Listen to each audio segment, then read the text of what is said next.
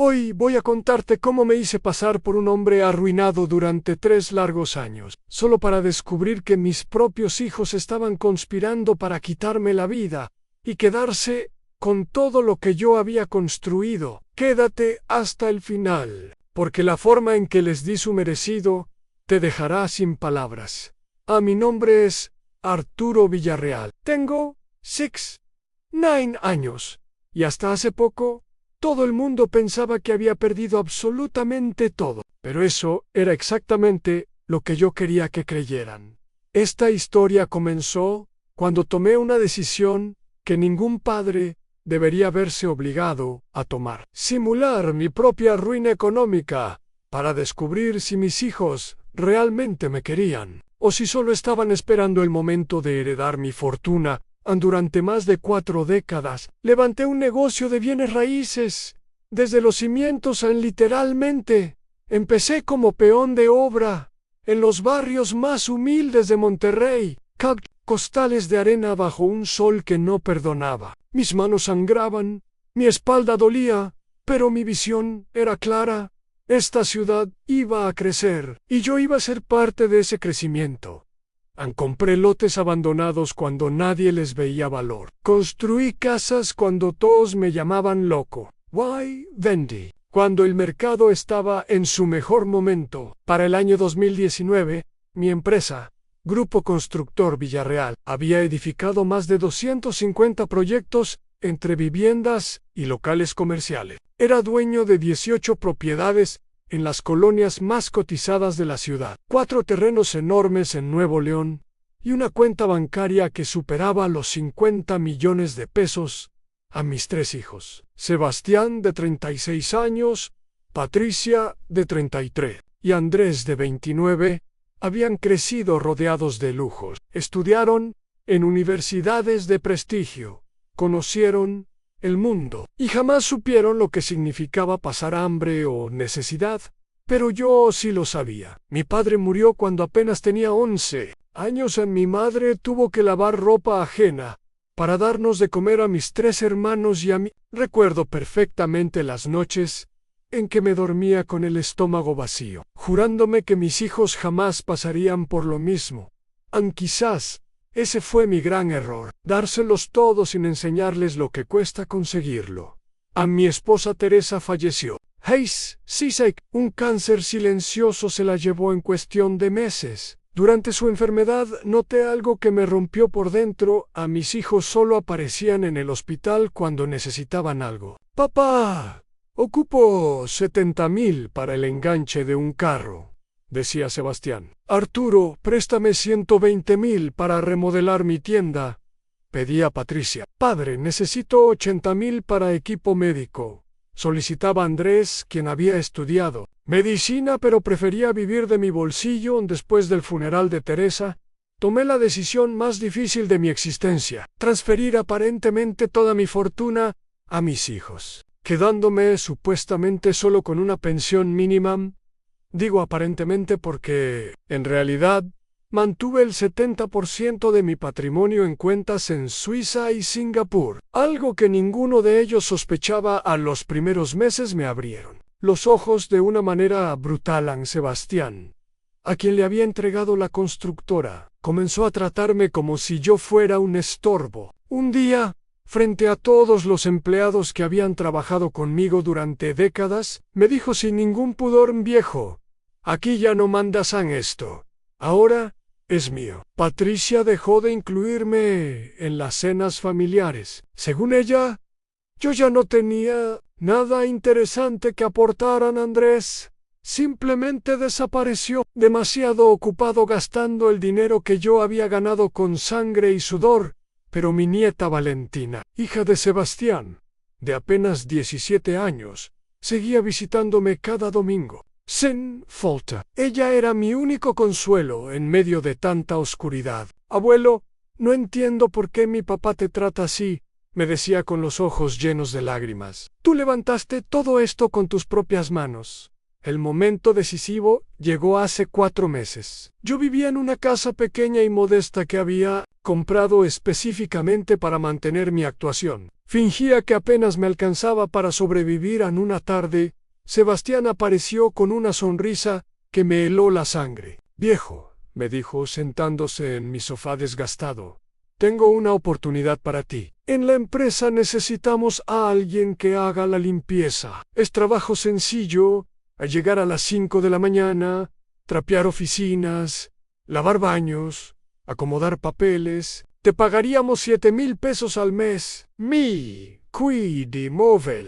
Procesando la humillación. Mi propio hijo me estaba ofreciendo un puesto de intendente en la empresa que yo había fundado desde cero. «Si no quieres morirte de hambre, más vale que aceptes», añadió con una frialdad que jamás le había conocido.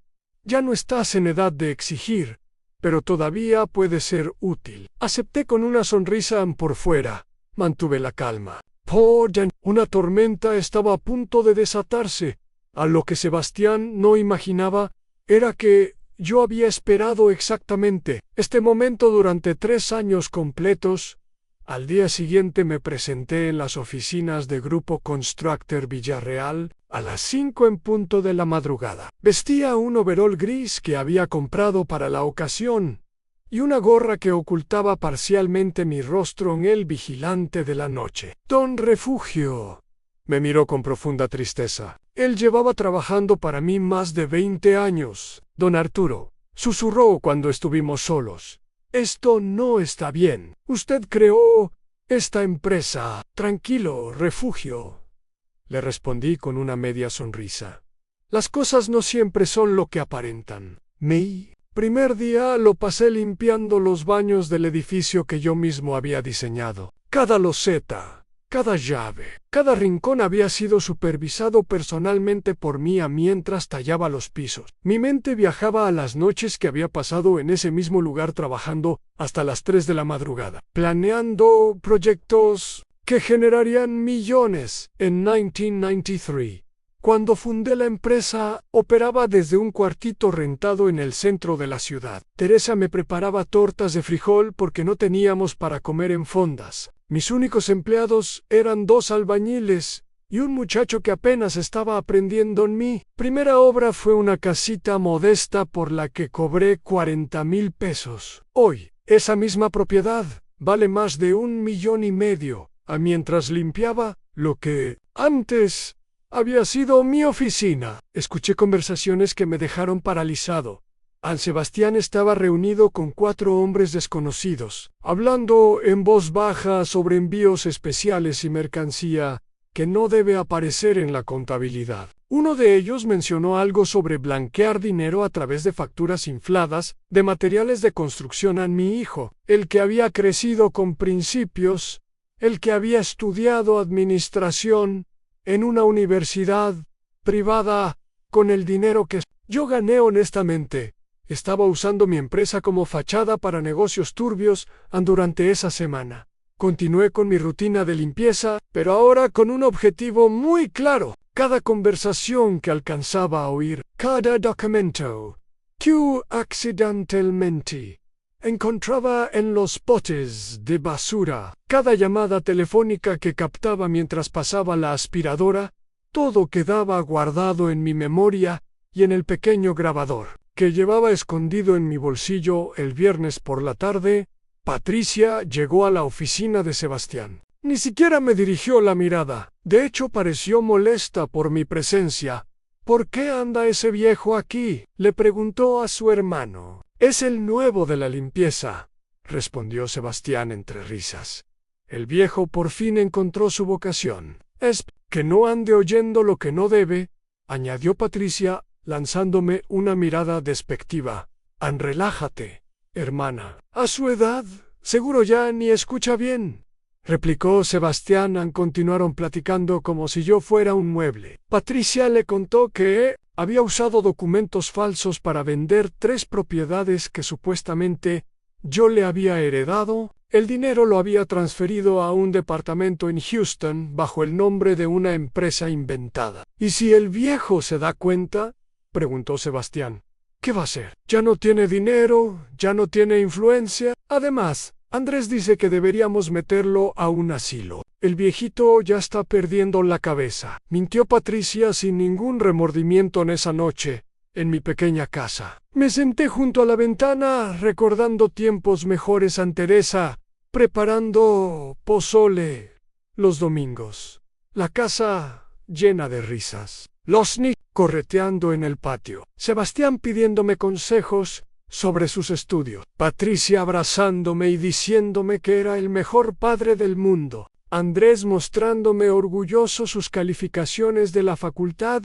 ¿En qué momento todo se torció? Cuando el dinero se volvió más importante que el cariño. El lunes siguiente, mientras ordenaba el archivo principal, encontré en la basura un contrato que confirmó mis peores sospechas. Era un acuerdo con una empresa de Sinaloa para servicios de logística especial por 2,5 millones de pesos mensuales. Esa empresa no existía en ningún registro oficial. Lo supe porque durante décadas aprendí a investigar exhaustivamente. Antes de cerrar cualquier trato en ese mismo día, Valentina vino a verme, como cada domingo, pero llegó llorando. Abuelo, escuché a mi papá hablando por teléfono. Dice que te van a llevar a un asilo porque ya no puedes cuidarte solo, pero tú estás perfectamente bien. La abracé mientras mi mente trabajaba en el siguiente paso. Mi nieta era la única persona pura en esta familia podrida,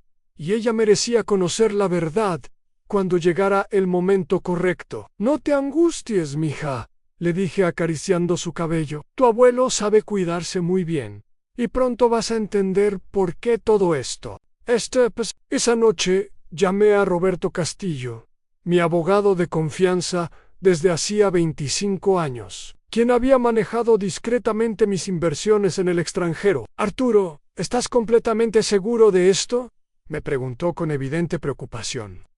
Seguro que nunca. Roberto, ya es momento de que mis hijos aprendan que la sangre sin lealtad no vale absolutamente nada. El plan comenzaba a tomar forma, y yo tenía todos los recursos necesarios para ejecutarlo. A la tercera semana como intendente, se convirtió en una cascada de revelaciones cada vez más oscuras. Cada día descubría algo nuevo sobre la red de corrupción que mis hijos habían tejido usando mi empresa como pantalla. No era solo lavado de dinero, era una operación completa de narcotráfico, donde mis camiones de construcción transportaban cocaína desde Michoacán hasta la frontera con Texas en el miércoles temprano. Mientras limpiaba la oficina de Sebastián, escuché una llamada que me dejó helado. Estaba hablando con alguien a quien llamaba el patrón, coordinando el traslado de 600 kilos de material special escondido en costales de Semite. No te preocupes, compadre, decía Sebastián con una familiaridad que me aterró. Mi viejo anda ocupado barriendo pisos. Ni sabe qué día es hoy. Después de colga, llamó a Patricia. La conversación que escuché destruyó cualquier esperanza que pudiera guardar sobre mis hijos. Ya está lista la transferencia de las propiedades de la playa, le informó Patricia. Usé la firma que practicamos durante meses. El notario ni sospechó que era falsa en perfecto. ¿Y el asilo que fuiste a ver?, preguntó Sebastián. Ideal, se llama Residencia Santa Clara. Cuesta 25,000 al mes, pero una vez que lo internemos ahí, tendremos control legal absoluto sobre todo. Andrés ya contactó a un psiquiatra que va a certificar demencia senil. ¿Y si el viejo se niega? Mírale la cara. Está limpiando baños en la empresa que él mismo levantó. Obviamente, ya perdió el juicio. Cualquier juez nos va a creer. Mi corazón se hizo pedazos, pero mi mente se llenó de una determinación fría y calculada. Esos ya no eran mis hijos. Eran delincuentes que habían crecido bajo mi techo. En esa tarde, después de terminar mi turno, manejé hasta un café internet en otra zona de la ciudad. Usando un correo anónimo, envié instrucciones precisas a Roberto Castillo.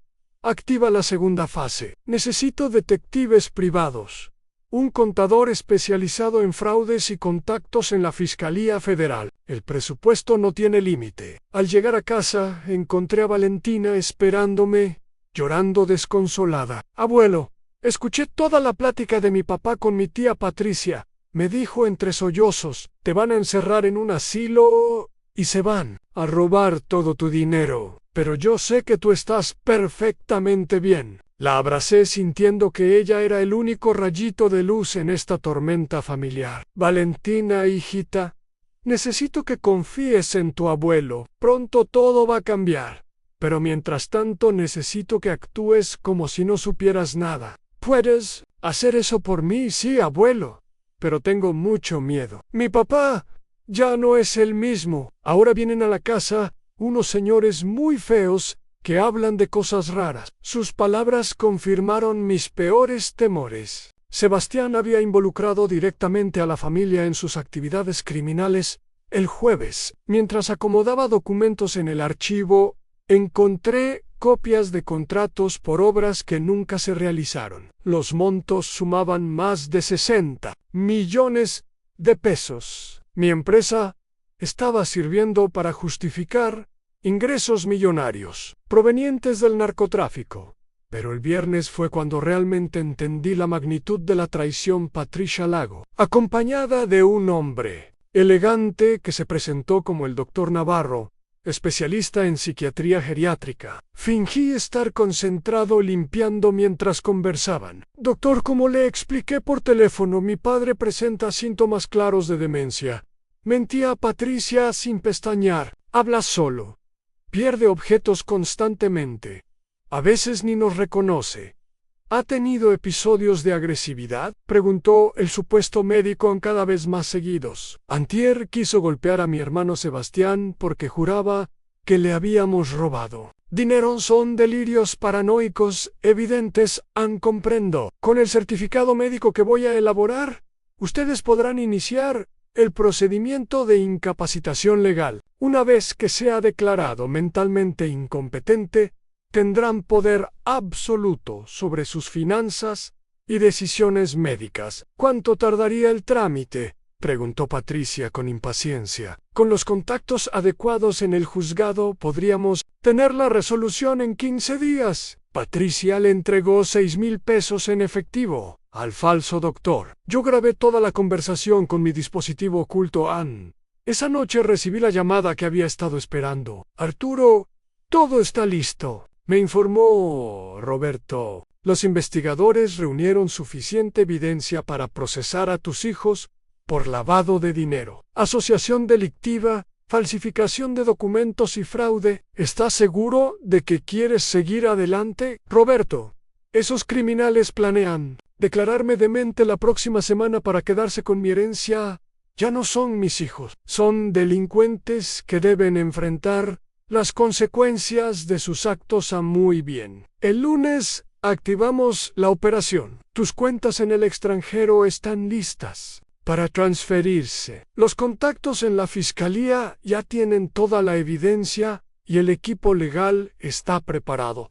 Colgué el teléfono y me serví un whisky que había guardado para ocasiones especiales. Contemplé la fotografía de Teresa en mi mesita de noche. Mi amor, le susurré, nuestros hijos se convirtieron en monstruos, pero no voy a permitir que destruyan el legado que levantamos juntos. El sábado, Valentina llegó con noticias que aceleraron mis planes. Abuelo, mi papá está muy nervioso. Dice que el lunes van a hacer algo importante contigo. Mi tía Patricia compró maletas nuevas y está reservando vuelos a Miami, y mi papá está empacando cajas con papeles y habla de mudarse a una casa más grande. Dice que pronto vamos a ser millonarios. Sonreí y acaricié el cabello de mi nieta. A mis hijos creían que el lunes sería su día de gloria, pero en realidad sería el comienzo de su caída. El domingo por la noche hice una última llamada a Roberto. Adelanta todo para mañana temprano. Quiero que cuando lleguen a declararme loco, se encuentren con la sorpresa de sus vidas. El lunes llegué a la oficina a las 5 de la mañana como siempre, pero esta vez no era el mismo Arturo Villarreal, derrotado que había interpretado durante meses. En mi mochila llevaba documentos que cambiarían el destino de toda mi familia. Y en mi pecho ardía una determinación que no había sentido desde los días en que levanté mi primer edificio a las 9 de la mañana. Sebastián llegó acompañado de Patricia, Andrés, el falso doctor Navarro y dos hombres que claramente, Aaron, Abigail, sus caras reflejaban una mezcla de satisfacción y nerviosismo. Creían que ese día marcaría su victoria definitiva sobre el viejo tonto que limpiaba baños. «¡Viejo!», gritó Sebastián, fingiendo preocupación. «Acércate.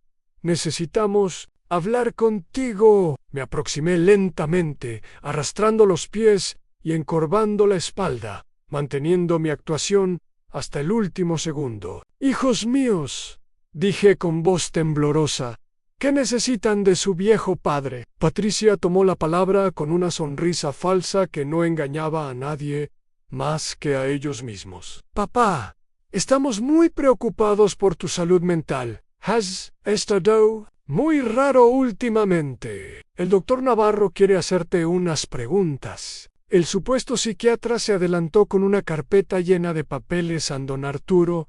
«Soy el doctor Navarro. Sus hijos me comentaron que ha tenido episodios de confusión, pérdida de memoria y conducta agresiva. Necesitamos evaluarlo por su propio Doctor», respondí manteniendo mi papel. «Yo me siento bien. Solo estoy cansado de tanto trabajar, interrumpió Andrés con sarcasmo. «Viejo, tú solo trapeas pisos. Eso no es trabajar de verdad». Esas palabras fueron como una puñalada. Mi hijo menor, al que le había pagado 6 años de carrera en una universidad carísima, menospreciaba el trabajo honesto que había construido todo lo que él tenía. «Señor Villarreal», continuó el falso doctor, «¿recuerda en qué año estamos?» 2024, respondí correctamente. «¿Recuerda los nombres de sus hijos? Sebastián, Patricia y Andrés. ¿Sabe dónde se encuentra en mi empresa?» Bueno, en la empresa de Sebastián, Patricia y Andrés intercambiaron miradas de satisfacción. Cada respuesta correcta que yo daba, ellos la interpretaban como prueba de mi supuesta demencia, porque mencionaba a mi empresa. «Ve, doctor», intervino Patricia, «sigue creyendo que la empresa es suya. Son delirios de grandeza típicos de su condición». El doctor Navarro anotó algo en su libreta y asintió gravemente. «Es un cuadro evidente de demencia senil con episodios paranoides. Requiere atención especializada de inmediato». Uno de los abogados, un hombre corpulento con lentes, sacó un documento con sellos oficiales. «Don Arturo, este es un documento legal que declara su incapacidad mental. Sus hijos fungirán como sus tutores legales y administrarán todos sus asuntos financieros y médicos. Solo necesitamos que firme aquí». Mis manos temblaron mientras sostenía el documento. No de miedo, sino de rabia contenida. Durante 40 años había construido un imperio, había dado trabajo a cientos de familias, había levantado edificios que seguirían en pie mucho después de mi muerte, y ahora mis propios hijos querían declararme incapaz para robar lo que creían que era mi herencia. «¿Y si no quiero firmar?», pregunté con voz quebrada. «Viejo», dijo Sebastián con falsa paciencia, «esto es por tu propio bien. Ya no puedes tomar decisiones importantes. Mira dónde estás trabajando, limpiando los baños de la empresa que tú fundaste. ¿No te das cuenta de lo ridículo que es eso?». Esas palabras fueron la gota que derramó el vaso. Dejé caer la actuación y los miré directamente a los ojos. «¿Ridículo, dices?». Mi voz había cambiado completamente. Ya no era temblorosa ni débil. Sebastián retrocedió un paso, confundido por mi transformación repentina. «Ridículo es usar la empresa que construí con mis propias manos para lavar dinero del narcotráfico». Continué, disfrutando ver cómo se descomponía su expresión. «Ridículo es falsificar mi firma para vender propiedades que nunca les pertenecieron». Ridículo es planear encerrar a su padre en un asilo mientras celebran su supuesta herencia. El silencio en la oficina era absoluto. Patricia había perdido todo el color. Andrés miraba hacia la puerta buscando escapar, y Sebastián intentaba mantener la compostura sin éxito. «Viejo, no sabemos de qué estás hablando», tartamudeó Patricia sin decir palabra. Saqué mi teléfono y reproduje la grabación de su conversación sobre las propiedades de la playa y la firma. Falsificada en sus propias voces, llenaron la oficina, condenándolos con sus propias palabras. El doctor Navarro y los abogados comenzaron a retroceder hacia la puerta, dándose cuenta de que se habían metido en algo mucho más grave de lo que imaginaban. «Ernesto, esto no puede ser», murmuró Sebastián. «Tú estás limpiando baños. No tienes dinero, no tienes poder, no tienes nada». Sonreí y saqué otro documento de mi mochila, un estado de cuenta bancario de Suiza, que mostraba un saldo de $32 millones. ¿En serio creen que un hombre que levantó un imperio desde cero sería tan ingenuo como para entregar toda su fortuna a hijos malagradecidos sin tener un plan de respaldo? Andrés se desplomó en una silla, finalmente comprendiendo la magnitud de su error. Durante 3 años los observé. Continué, esperando que en algún momento recordaran que soy su padre, que me respetaran, que mostraran algo de agradecimiento. Pero en lugar de eso, encontraron formas cada vez más crueles de humillarme. Caminé hacia la ventana que daba vista a la ciudad que había ayudado a construir. Hoy iban a declararme demente para robar mi herencia. Pero resulta que el único demente fui yo, por creer que la sangre era más fuerte que la ambición. Sebastián intentó acercarse. «Viejo, podemos explicarte todo. Ha sido un malentendido. No te atrevas a llamarme viejo Great con una furia que había contenido durante años. Los padres merecen respeto, no traición. Los padres merecen cariño, no desprecio. Los padres merecen honra, no ser humillados en su propia empresa». Marqué un número en mi teléfono y activé el altavoz. «Roberto, ¿ya pueden proceder?» Todo salió exactamente como lo planeamos. Arturo, perfecto. Mis hijos acaban de confirmar su verdadera naturaleza. «Viejo, ¿qué estás haciendo?», preguntó Patricia con pánico en la voz. «Lo que debí hacer hace 3 años, proteger el legado que construí con Teresa y asegurarme de que ustedes enfrenten las consecuencias de sus decisiones en ese momento». Mi teléfono sonó.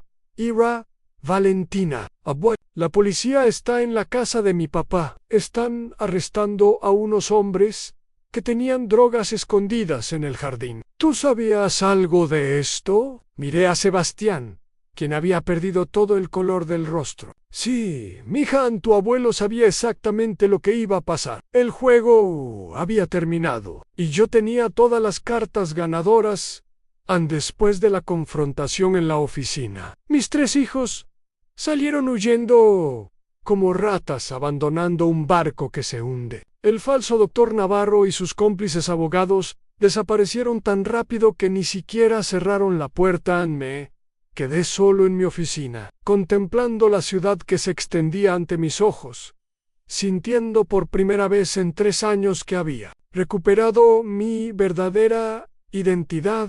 Roberto Castillo llegó 1 hora después, acompañado de un equipo de profesionales que había estado coordinando en secreto durante semanas. Junto a él venían Marcela Espinosa, la mejor contadora forense del norte del país, el detective Antonio Guerrero, investigador privado con contactos en agencias federales, y el licenciado Ramiro Soto, especialista en delitos financieros. «Arturo», me dijo Roberto mientras revisaba los documentos que yo había reunido, «lo que tienes aquí es suficiente para procesar a tus hijos por lavado de dinero, asociación delictiva, falsificación de documentos y fraude. Pero necesitamos más evidencia para asegurar condenas firmes». Marcela se acercó con su computadora y comenzó a mostrarme análisis financieros que habían preparado durante semanas. «Señor Villarreal, Rastreamos todas las transacciones sospechosas de los últimos 3 años. Sebastián movió más de 90 millones de pesos a través de empresas fantasma. Patricia vendió ilegalmente 8 propiedades usando firmas falsificadas y transfirió el dinero a cuentas en Houston y Panamá. Andrés, aunque parece menos involucrado, recibió pagos mensuales de 600,000 pesos por servicios médicos que nunca prestó. El detective Guerrero abrió una carpeta llena de fotografías y documentos. Arturo, estuvimos vigilando a Sebastián durante un mes completo. Sus contactos incluyen a Ramón el Carnicero Salazar, operador del cártel de Jalisco. Los Cami de tu empresa transportan cocaína escondida en materiales de construcción. Tenemos fotos, grabaciones y testimonios de choferes dispuestos a colaborar a cambio de protección. Me senté en mi antigua silla ejecutiva, la misma desde la cual había dirigido mi empresa durante décadas, sintiendo una mezcla de tristeza y determinación. Señores, quiero que entiendan algo. Les dije con voz firme, estos criminales fueron mis hijos, pero su traición los convirtió en extraños. No busco venganza, busco justicia, y quiero proteger a Valentina, mi nieta, que es la única inocente en toda esta tragedia. El licenciado Soto tomó notas mientras yo hablaba. Arturo, legalmente podemos proceder de varias formas. Podemos presentar cargos penales que los llevarían a prisión, pero también podemos atacar civilmente para recuperar todos los bienes que te robaron. Mi recomendación es hacer ambas cosas al mismo tiempo. ¿Cuánto tiempo necesitan para tener todo preparado? Friga. 1 semana, respondió Guerrero. Pero necesitamos que sigas actuando como si nada hubiera pasado. Si tus hijos sospechan que los estamos investigando, podrían escapar del país o destruir evidencia. Esa tarde regresé a mi pequeña casa y llamé a Valentina. Necesitaba prepararla para lo que venía, sin involucrarla directamente. Abuelo, estoy muy asustada, me dijo llorando.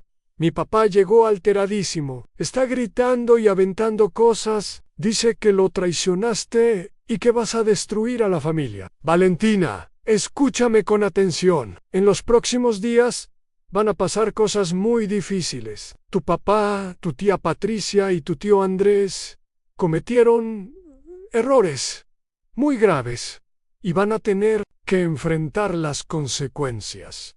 Pero tú estás protegida. ¿Recuerdas a don Roberto, mi abogado? Sí, abuelo. Él va a pasar por ti mañana para llevarte con tu prima Laura a Guadalajara. Te vas a quedar con ella hasta que todo esto termine. No es un castigo, es para mantenerte a salvo. ¿Y tú vas a estar bien? Tu abuelo ha sobrevivido a cosas mucho peores que esta, mija. Solo necesito que confíes en mí y hagas exactamente lo que te pida. Los siguientes días fueron una montaña rusa emocional. Durante el día, mantenía mi rutina de limpieza en la oficina, observando cómo Sebastián entraba y salía nerviosamente, haciendo llamadas desesperadas y reuniéndose con gente cada vez más peligrosa. Por las noches, me reunía secretamente con el equipo de investigadores en diferentes puntos de la ciudad, revisando avances y ajustando estrategias. En el miércoles, Marcela me mostró descubrimientos que superaron mis peores expectativas. Arturo, encontramos algo terrible. Patricia no solo falsificó tu firma para vender propiedades, también sacó 4 préstamos hipotecarios, usando como garantía propiedades que ya había vendido. Estafó a los bancos por más de 25 millones de pesos. Andrés resultó más astuto de lo que pensábamos. Creó una clínica fantasma donde supuestamente atendía a trabajadores de la construcción accidentados. El Seguro Social le pagó millones por consultas y cirugías que nunca realizó. Es fraude federal. El jueves por la noche recibí una llamada urgente de Guerrero. Arturo, tenemos un problema. Sebastián está planeando huir del país mañana. Viernes compró boletos de avión a Venezuela para él, Patricia y Andrés. Debemos actuar ahora. Llamé inmediatamente a Roberto. Adelante todo. Mañana temprano quiero que caiga sobre ellos todo el peso de la ley. El viernes a las 6 de la mañana, un operativo coordinado entre la Fiscalía Federal, elementos de la Marina y agentes antinarcóticos descendió simultáneamente sobre las casas de mis 3 hijos. Yo estaba presente, observando desde un vehículo blindado cómo esposaban a Sebastián mientras gritaba que todo era un error. Vi a Patricia salir en pijama, llorando histéricamente mientras le leían sus derechos, y presencié cómo Andrés intentaba escapar por la puerta trasera, solo para ser derribado por 2 agentes. En la casa de Sebastián encontraron $2 millones en efectivo escondidos en una pared falsa, junto con documentos que lo vinculaban directamente con el cártel. En el departamento de Patricia hallaron pasaportes falsos, escrituras de propiedades robadas y evidencia de sus cuentas en el extranjero en el consultorio de Andrés. Descubrieron expedientes médicos falsificados y facturas por servicios que nunca existieron. Los 3 fueron trasladados al penal federal, acusados de lavado de dinero, narcotráfico, fraude y asociación delictiva. Las penas combinadas sumaban más de 60 años de prisión. Esa misma tarde, me reuní con Valentina en Guadalajara. Abuelo, me dijo abrazándome, es verdad lo que dicen las noticias. Mi papá es un criminal, sí, mija. Tu padre tomó decisiones muy malas y ahora tiene que pagar por ellas. Pero quiero que sepas que tú no tienes la culpa de nada y que yo siempre voy a estar aquí para cuidarte. ¿Qué va a pasar con nosotros ahora? Ahora viene la reconstrucción. Voy a recuperar la empresa. Voy a limpiar el nombre de la familia. Y voy a asegurarme de que tú tengas todo lo que necesites para salir adelante. Durante los meses siguientes, trabajé incansablemente para reconstruir lo que mis hijos habían destruido. Recuperé legalmente todas las propiedades que habían sido vendidas con firmas falsificadas. Los bancos fueron compensados por los fraudes de Patricia. Las víctimas del falso consultorio de Andrés recibieron indemnizaciones. Contraté nuevo personal directivo para la constructora, gente de confianza que compartía mis valores de trabajo, honesto y servicio a la comunidad. Y creé una fundación a nombre de Teresa, para becar a jóvenes de escasos recursos que quisieran estudiar carreras técnicas en construcción. Valentina se mudó conmigo. La inscribí en una preparatoria excelente y contraté tutores para ayudarla con sus estudios. Le expliqué todo lo que había pasado, sin ocultar nada, para que pudiera procesar la traición de su padre y sus tíos. Abuelo, me dijo una noche, mientras cenábamos juntos, ¿cómo supiste que mi papá y mis tíos te iban a traicionar?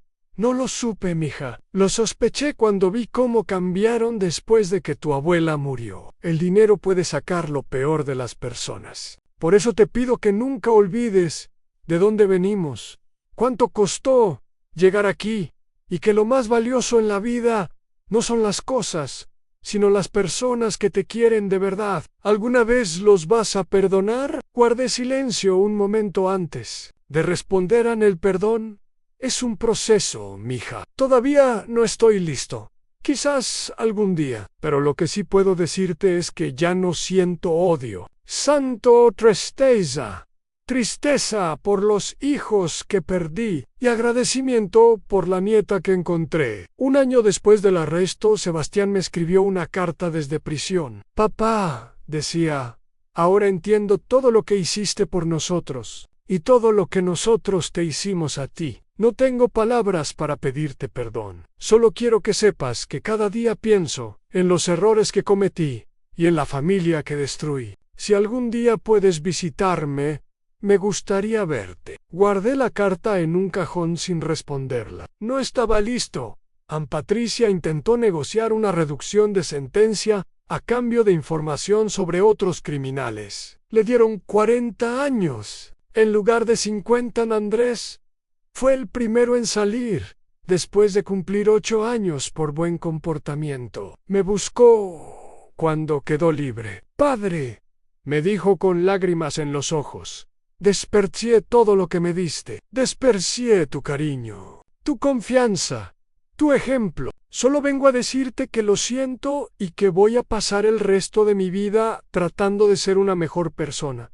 La di un abrazo, no de perdón, pero sí de reconocimiento. Reconocimiento de que quizás, solo quizás, aún quedaba algo de humanidad. En él hoy tengo 73 años. Valentina acaba de graduarse como ingeniera civil y trabaja conmigo en la empresa. Es brillante, trabajadora, y tiene un corazón de oro a veces. Cuando estoy solo en mi oficina mirando la ciudad que ayudé a construir, pienso en todo lo que pasó. Fingí ser pobre durante 3 años. Limpié baños. Fui humillado por mis propios. Y descubrí que planeaban encerrarme en un asilo y robar mi herencia. Pero también descubrí algo hermoso, que el amor verdadero no tiene precio. Y que siempre hay esperanza. Cuando menos la esperas. Mi consejo, para quien esté escuchando, esta historia es simple. Nunca des por sentado a tu familia. Y si algún día sospechas que las personas que más quieres te están traicionando, no tengas miedo de buscar la verdad, porque la verdad, aunque duela, siempre es mejor que vivir engañado, y porque al final, la justicia siempre encuentra su camino.